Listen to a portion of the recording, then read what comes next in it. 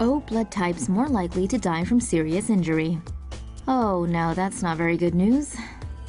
People who have O blood type may be at a higher risk of dying from serious injury. A study published in Critical Care looked at the medical records of 901 severe trauma patients who visited one of 2 emergency critical care centers in Japan from 2013 to 2016.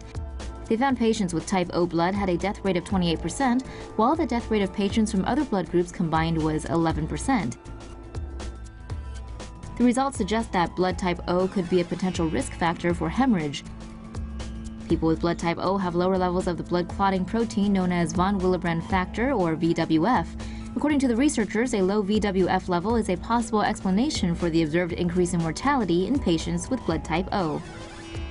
Since the study was conducted only in Japan, researchers suggested looking at results over different populations, as different countries tend to have different blood type distributions. Oh, just keep watching. How gut bacteria could be affecting your brain. You ever get a gut feeling about something? Recent studies have been looking at the link between the gut, specifically the microbiome, and its effects on the brain. How could gut microbes be affecting and reaching the brain? One possible route is through the vagus nerve, the connection between the brain and the gut.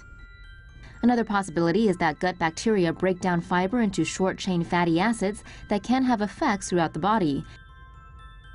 Brain disorders have been linked to the immune system, and with 70 to 80% of the immune system located in the gut, treating the microbiome could be vital to finding effective cures. In the future, treatment for conditions like depression and anxiety could include alterations to the gut microbiome. Might want to lay off the prepackaged grub.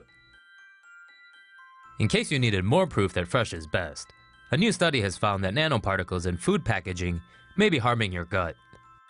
Canned goods are typically lined with zinc oxide nanoparticles for their antimicrobial properties. When looking at how many nanoparticles would transfer to food, Binghamton researchers found 100 times the recommended daily allowance of zinc oxide. While in the small intestine, the nanoparticles cause the remodeling or loss of microvilli, resulting in reduced cell nutrient absorption. High doses of zinc oxide also triggered pro-inflammatory signaling.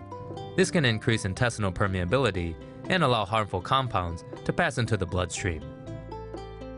Since only a cell model was used to demonstrate the effects, it's difficult to determine how long-term ingestion can impact human health. For now, the researchers are looking at the nanoparticles' effects on animals. Achievement unlocked. For the first time ever, gaming addiction is set to be classed as a health issue by the World Health Organization. According to a draft definition, symptoms of gaming disorder can include continuation or escalation of gaming despite negative consequences.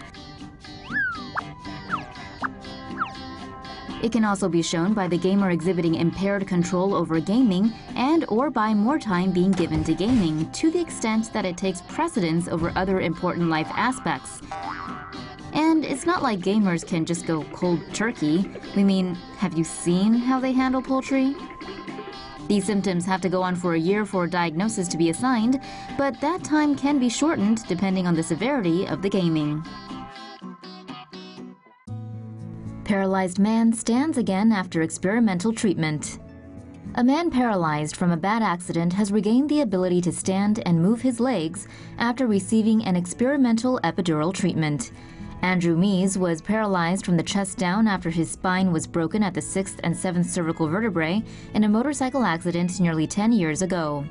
Mees has spent 4 years in physical rehabilitation, but has also been receiving an experimental treatment called spinal cord epidural stimulation.